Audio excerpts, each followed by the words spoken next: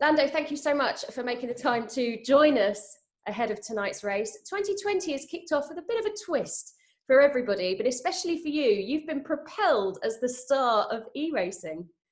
Yeah, thank you. I guess it's a good thing in a lot of ways. I mean, I've been involved in e-racing and I've been playing on my simulator for years. But really over the last month, 2 months, I would say it's because of the situation we're in. It's kind of forced a lot more people to take an interest into e-racing and esports of all kinds. And yeah, it's also allowed a lot more drivers like myself, a lot of other F1 drivers, and just drivers from all different categories around the world to kind of come together, race each other, and have a lot of fun and put on a bit of a show because we can't do it on the real track. But at the same time, I have been doing it already for several years. So to kind of, I don't want to say I'm leading it because then I don't know, make me sound like I'm boasting in some ways, but I've been trying and actively involved in esports to kind of try and push it forwards and give it exposure and something, especially for motorsports, because you don't see as much of that on it. So to see it grow as much as it has done over the last month and 2 months is really cool to see. And I guess for you, you know, in some respects, people are seeing this as gaming. Like you've said in that last answer, you know, you've been playing on your sim. But I think it's more than playing on a sim. This has become actually what many people don't understand is a crucial part, especially during these isolation times, of you continuing to push your skill and honing your craft. But also for some of the younger drivers coming through junior programs, they're not allowed near the real race car until they've proven themselves in the sim, which is something you can relate to, having come into Formula One more recently.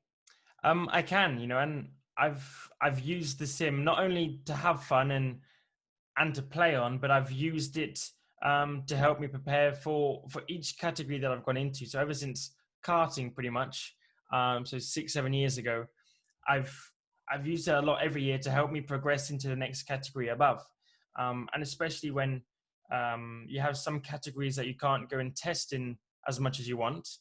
You can only really revert back to a simulator like now. So I use them instead of just using them as fun and playing games and whatever. I use it to help me improve my driving. And, you know, I use my engineer from F1 last year to come on and we look at data together and we go through things.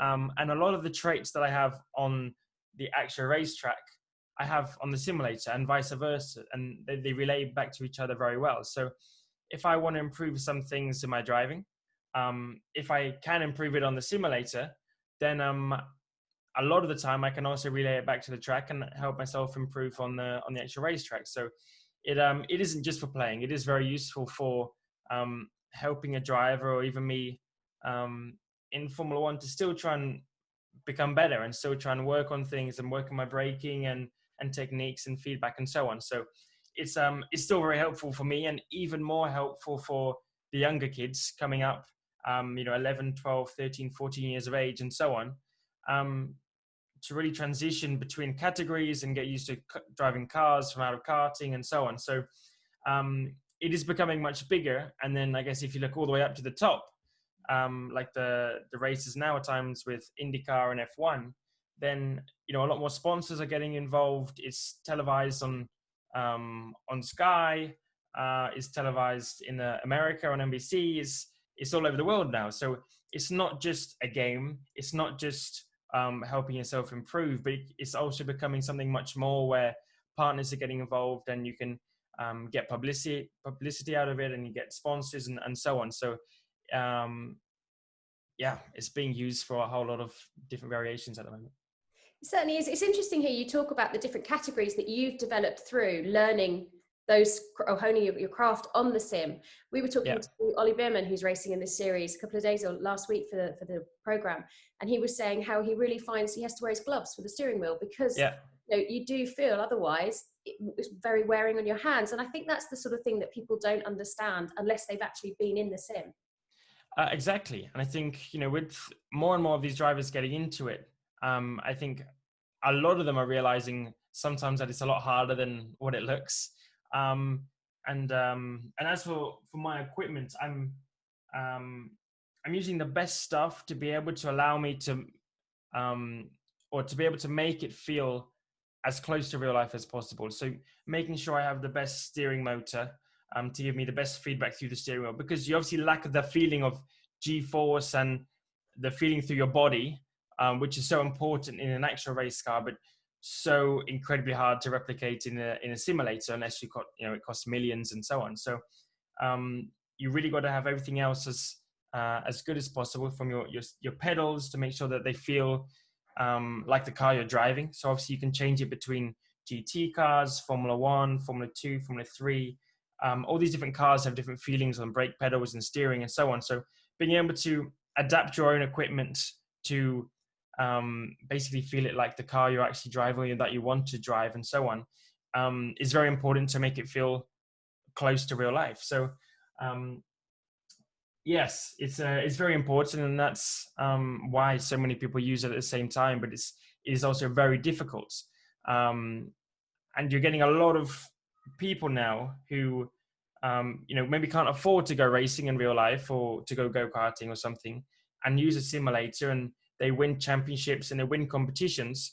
They get the opportunity to go and race a real car or to test a real car, and they can do very well because of how accurate things are becoming nowadays on the simulators. So they can relay their skills that they've just learned on the simulator and never driven a real car before, and then use them in a real car, and and you can do very well. So it's cool to see how things are progressing, and it's only going to be getting better and better, which is also very cool to see. Well, I noticed it says on your t-shirt there, good things to come. I also noticed you've been racing in IndyCar, you've been racing in some of the endurance stuff, you've been testing all sorts of different championships. Has that whetted your appetite for your sights beyond F1 at all? I mean, my dream is still Formula 1. It's still my aim, and it's everything I'm dedicated to at the moment.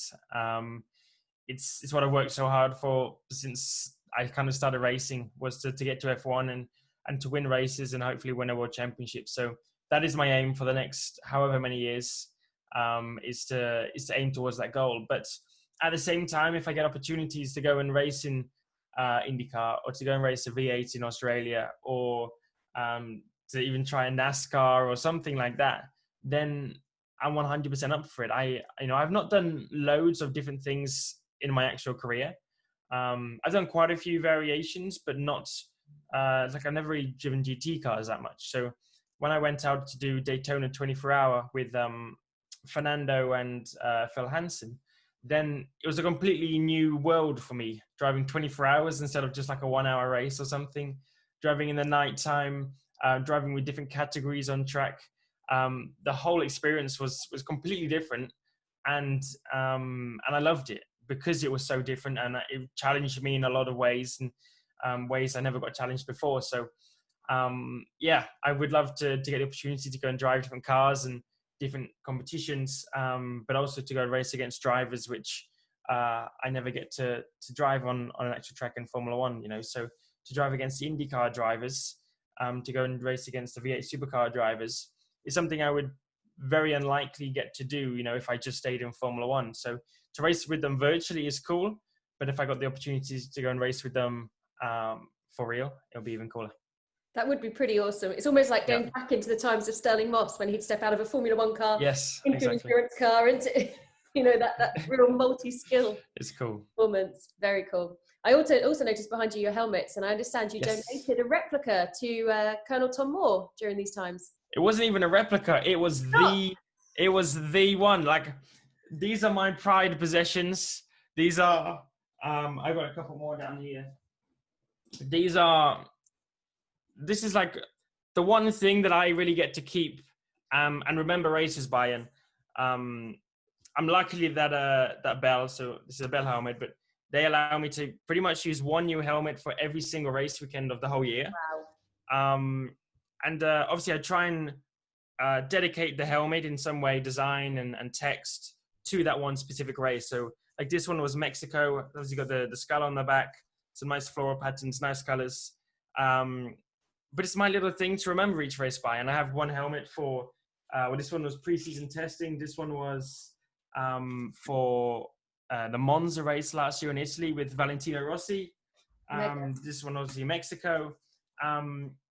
yeah, my one that I gave to Colonel Tom Moore was the one that I was going to use in Australia this year, and obviously Australia didn't go forward. But I never got to use it. So it was the one that was very special because it was my first one for 2020, my first one in my second season of Formula One. One of a kind. It was only that one which was painted for Australia. But obviously I gave it to someone who did something very good for our country and raised so much money for the NHS and so on. So he deserved it more than I wanted to keep it, basically. Beautiful, beautiful story. Thank you for doing that as well. It's lovely to be able to give back to somebody else who's given so much to us as well in the UK. Exactly. Thank you so much. Listen, before we let you go, could you show us the steering wheel and perhaps talk us around your sim? Would that be all right? Yes, I'll try. See if this works. Let's see if I can actually get this to come around here without breaking it. And hope that it still works. It's incredible how many screens you've got. Yes. So I do have I have 3 screens. They're curved screens, and it's basically to kind of give you the best peripheral vision. You know, it covers almost 180 degrees of where I'm sitting in the seat here, and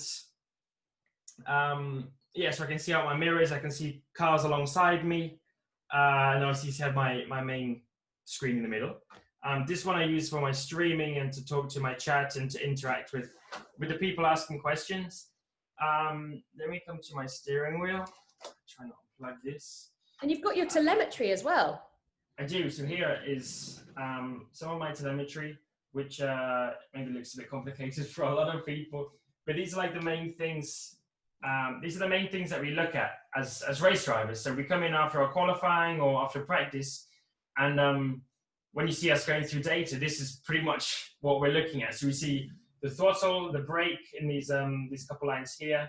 Then we have the main speed trace, which is the most obvious thing to tell us where we're going quickly or slower compared to our competitors. So obviously, when the line's above, the guy's going quicker. When it's below, then the guy's going slower. So it's very easy to see, say, the blue car here is going quicker and doing a much better job in this section. And then you've got a couple of other ones, which may be steering or revs or gears or something like that. So that's kind of what we get into when you get into a bit more complicated stuff. Then we got the steering wheel. Just put it in focus. It's incredible how technical your steering wheel looks for a sim as well.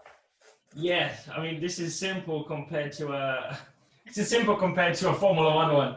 Yeah. But this is more of a kind of GT-based steering wheel. It's just got a lot of buttons, which is cool to have on a simulator when you're doing, GT races or you're changing in between everything. And it's very difficult to obviously use a Formula One steering wheel because of how expensive they are, and I can't just use the one that I'd use in my actual Formula One car. So this is kind of as close as you can get, and just got a lot of different buttons for radio, for your lights if you're using GT cars, your pit limiter, full course yellow, and then you get a bit more complicated stuff with the ABS, the fuel, the brake bias, traction control, and yeah, some nice little dials that we can play with if we're getting a bit bored or something. And then if we can look down here, oh wow, is my pedals. So I only have 2 pedals, which is that what we got in Formula One. We only have a throttle and a brake. And if I can look back on my steering wheel, this is our clutch pedal. So instead of having it on the down here where our feet are, we have it on the steering wheel. So we've got our shifters here to change up and down gears. And then this is our basically our clutch pedal. So instead of using with our foot, we use it with our finger and with our hand, which is very, very difficult to do, to release it slowly and be very accurate with it. But in Formula One, we only use it once. We do our launch off the line, or we come out the pit lane, and we use it to pull away then, but we never really use it any other time. We just shift up and down. So yeah, that's very technical. And what about the brake system? Is that a hydraulic brake system that you've got? Yes, so the brake system down here, oh no, it's broken. We broke the camera. You must gotta break it. Let me see if I can get it back up. There we go. There we go. Yes, so it's a hydraulic brake pedal. So the forces that we have to put through the brake pedal are an incredible amount compared to, say, what you drive in a normal, or what you use in a normal road car. So in a road car, you can push it very lightly. You've got ABS, so it means you can't lock the brakes, or it's very difficult to lock the brakes. But in Formula One, we don't. So we have to push around 100, 120 kilograms of... oh, my phone. So we have to push around 120 kilograms of force into the brake pedal, which for me is obviously a lot. It's almost double how much I weigh. So that it has to be very versatile. It has to, be able to withhold a lot of pressure. And it's got to give you a very good amount of feedback. You can't just be something very light and easy to press that wobbles around. It needs to be something that you can feel, 5-6 bars or a couple of kilograms difference in terms of how hard you actually press the brake pedal. So yes, if anyone does get a chance to basically go and try driving a race car, it's very different to driving a normal road car, for example. Can't see if I'm in focus now. We're all good. Oh, yeah. But yeah, driving a road car is extremely different to driving an actual race car. So if you get a chance to, go and drive one on a racetrack at some point, then you really get to feel the speed and how you have to control the car and stuff like that, basically. That's amazing. Thank you so much for showing us around in such detail, Lando. Absolutely wonderful. And thank you for joining.